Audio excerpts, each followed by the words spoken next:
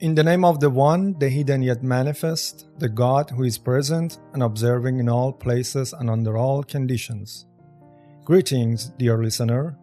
Welcome to this program. I hope you are in the best of health and spirits. If not, don't worry. Today's topic can positively transform your mood and make you feel good. It's a powerful and beautiful subject that can change your life. Every human being seeks their own paradise in life. What that paradise means varies for everyone, but we all desire it. We understand that there is something good out there that we must find and attain. The problem arises when on our journey to find and reach this paradise, we become trapped in hell. We find ourselves in hell, realizing how difficult our living conditions have become, how enslaved we have been, enslaved by poverty, hardships, illnesses, fears, and stress. Then, our sole goal becomes simply escaping this hell, rather than seeking paradise. The question here is, what is it that cast me into this hell?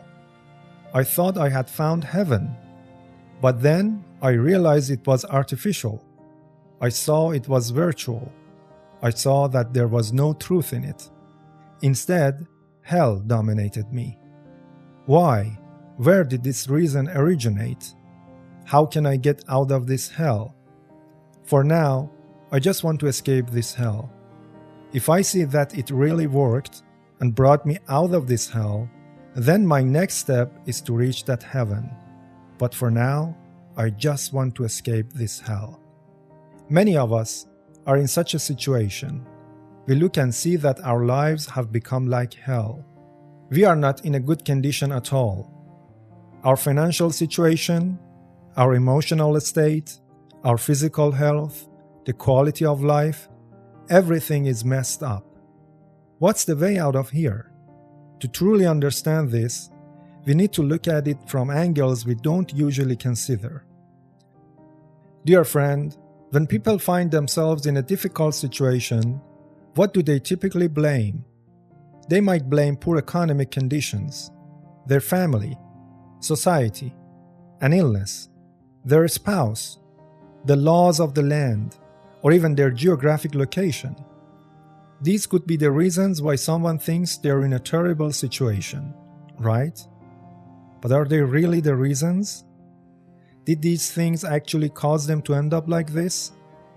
Let's break it down. I know a lot of people don't want to think about it because it seems so simple and obvious, but hear me out. I have a few points that might change your mind. Let's really dig into this. We all say things like, the economy is making me feel terrible because everything is getting so expensive. The more I try, the harder things get. Everything is a mess. No matter how much I work, I can't make enough money. The harder I try, the further behind I fall, and the worse things become. So, this is my personal hell. It's clear as day.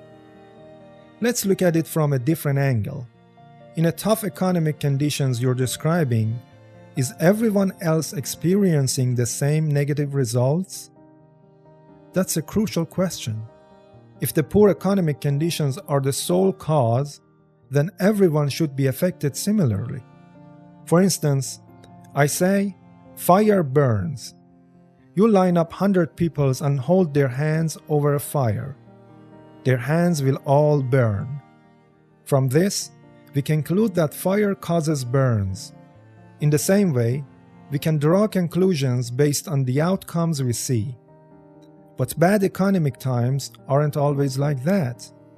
You know, when the economy is bad, you can see it on a lot of people. But it doesn't affect everyone that way. Some people actually do better. So, doesn't that make you wonder if the economy is the only reason? And even when the economy is good, it's not always rosy for everyone. You can go to the places with really strong economies and still find people struggling. If money was the only thing that mattered, Why would that be? Why are there poor people in rich places? It really makes you think, doesn't it? Maybe there is more to it than just economics. Let's consider families. Is it true that everyone who had a bad family also had a bad life? We see that's not the case. Successful, powerful, and valuable people have come from difficult family backgrounds, and vice versa. Bad people, people with difficult circumstances, have come from good families. So, neither bad families causes unhappiness, nor do good families guarantee happiness. When we look at these situations, we always find both positive and negative outcomes. Therefore, we can't say that family is the sole determining factor. Similarly, consider health conditions or climate. Someone might say, I was born in a place with constant rain, and that's why I couldn't have a good life. But if we look around, we'll see that others in the same situation have thrived.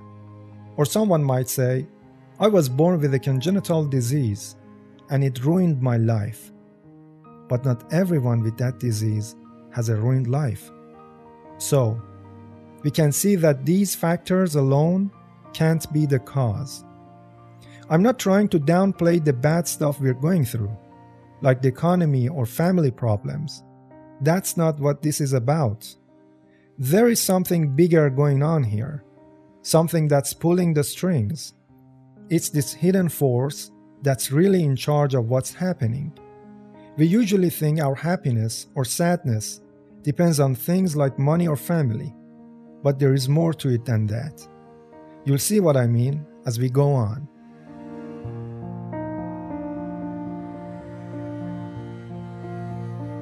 So, in the first step, by observing these contradictions, it became clear that these cannot be the main reasons.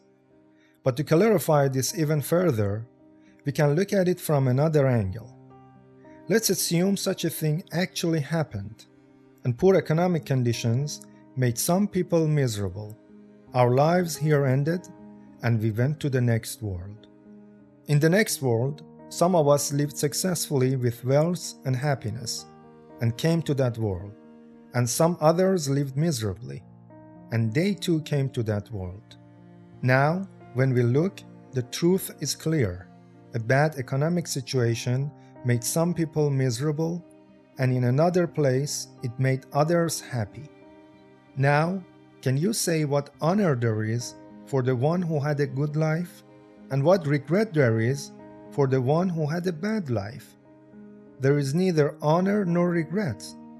When the truth becomes clear that, for example, everything was by chance, everything was chaotic, we couldn't do anything, the one who had a good life says, well, it was my luck. It was just luck. I didn't do anything. And the one who suffered says, well, I didn't do anything either. It was just my luck to end up there and suffer, and now it's all gone. That means there is no meaning at all. Life no longer has any meaning. What's the point here? Imagine someone who has a good life realizes that everything was by chance and says to himself, what great thing did you do? What did you do to achieve everything? Nothing. It was a lottery ticket that fell to you, and you had a good life. Now it's over and gone. What honor do you have? Nothing. What do you think of yourself? Nothing. What positive things did you do? Nothing. The other one, who has been miserable, is told, Sir, it was a lottery. You couldn't do anything. And he says, well, I have no feelings or opinions. It was a lottery after all. What a meaningless life it was. I have no feelings about it at all. Basically, everything is destroyed. Now, a question. Do you really think life has no meaning? Is it just a matter of chance? Ask yourself, does life really have no meaning? And have you not seen any meaning in life? It's a very big and important question. Can this life, with all its grandeur in the world, really be fundamentally random and meaningless? Again, let's look at this from a different angle. Universal justice. It's actually tied to the meaning of life. If life is just a random game of chance, then what's justice? Everything would be a mess. So, what if I told you there is proof that the universe is fair? What if you knew for sure that the universe has always been fair and it still is? Well, then the things we usually blame for our happiness or sadness can't be the real reasons. Why? Because you can't control your family, your health, or the economy. You're born into these things. If life is fair, and I know it is, then how can things I can't control affect my life so much? If life is fair, then the good and bad in my life should be up to me. Now, let's save the discussion of universal justice for another time. We'll delve into that fascinating topic in future programs. So you see, from this angle, we see these great contradictions and this dead end. Now that we have tried all these paths and seen that they're all dead ends, that they lead nowhere, we're reassured that these things aren't the cause of happiness or unhappiness in our lives. There is nothing out there that can make me happy or unhappy. There is only one place left for you to consider. And where is that? Your own mind. It's you who are taking your life to the heavens or dragging it down to the ground. It's your mind that's doing this. You and your mind. The relationship you have with your mind. It all stems from here. Now I can hear some people thinking, that can't be right. Why? Because who would want to ruin their own life? If you say we are the cause of our own lives and we don't want to ruin them, then your argument doesn't hold up. To someone like that, I would say, don't be hasty. You haven't seen the whole picture yet. What's the deal? The deal is that our minds are like wild, unruly horses. They are very strong, very fast, and can go anywhere. But they are also wild, and you are the rider. You are the one who must control this horse. If the horse obeys you, what happens? You give it a command, and it takes you wherever you want to go, right? That's heaven. But what happens if it doesn't obey you? This wild horse goes wherever it wants and can throw you to the ground and trample you. That's hell. Both are possible. There is something within us that is incredibly powerful, but blind and ignorant. It either obeys us or it doesn't. If it obeys, life is heaven. If it doesn't, life is hell. Here's the secret. No one wants to make their life a living hell. But if you're powerless to control your own mind, and it's like a wild horse dragging you all over the place, it's your own mind that's causing you all this trouble, because you cannot control it. The key is to be able to control it properly. That's the whole secret. There is no other trick. It's all about this. Either you're riding your mind, or your mind is riding you. If you are riding it, your life will be full of abundance, peace, and power. But if your mind is riding you, you'll be trapped in fear, scarcity, and poverty. These are the signs. Now ask yourself, am I riding my mind? There is a very simple way to see if you're riding your mind or if your mind is riding you. Choose a subject and say, I want to pay attention to this. Your focus should be on this chosen subject. Then, see what happens. Can you direct your attention more towards it? Can you keep your focus on that subject? If your attention and focus remain on that subject, and you're not easily distracted, what does that mean? It means you've managed to tame this wild horse, to bring it under your control. so that it goes in the direction you command, meaning your attention and focus go where you want them to. But if not, if you choose something and your mind doesn't cooperate at all, if it strongly opposes and resists, if it jumps from east to west, up and down, past and future, meaningless matters, and seemingly important issues, if it goes anywhere but where you directed it, or maybe pays a little attention to what you determined, but quickly moves on to the other places, and you have no control, if you see it wandering off on its own, if this is the case, my dear friend, you are not riding your mind is riding you. And it's no wonder if you experience poverty, stress, and fear in your life. If you're feeling unhappy, it's because you're not in control of your mind. Your mind is controlling you. When you reverse these roles, your life will transform into paradise. You'll escape from hell and reach heaven. Both heaven and hell exist here. It all depends on whether your mind rules you or you rule your mind. I hope the logic of this statement has penetrated your mind, and it has made you curious and eager to understand more, to know more. If this happens, you will enter a world where you will see how many beautiful reasons and insights exist in this very summary that I've given you. The entire story is right here, dear friend. What I've told you is exactly like the tip of an iceberg that's visible above water. You've seen how icebergs look in the water, right?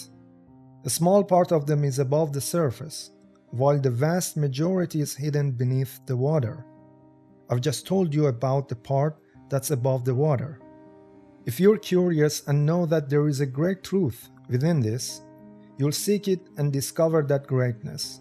If not, if you think these words can't be true and ignore them, then you'll let go of this greatness.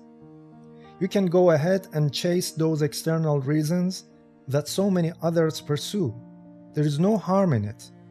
Everyone understands in their own time. You can go look for them and experience firsthand that none of them truly lead anywhere. The real work has always been here. And, incidentally, if our minds and our relationship with them are the root cause, it aligns perfectly with the concept of justice. Why? Because we have control over our minds. There is nothing else we can control, but we have control over our minds. That means, if we want to, we can guide our minds in the direction we desire, towards our goals. And this is the primary reason that harmonizes with justice. In matters of justice, whether I rise or fall should be up to me. And here, it's exactly the same. It's up to us. Whereas in any other factor, this connection doesn't exist. I've reached the end of my words. I wish you all the best. I hope you're always in the best of health and circumstances. But this doesn't happen unless we are aware of it and apply this awareness correctly. Otherwise, this good state doesn't happen to anyone by chance. Here, my dear friend, I entrust you to the great God.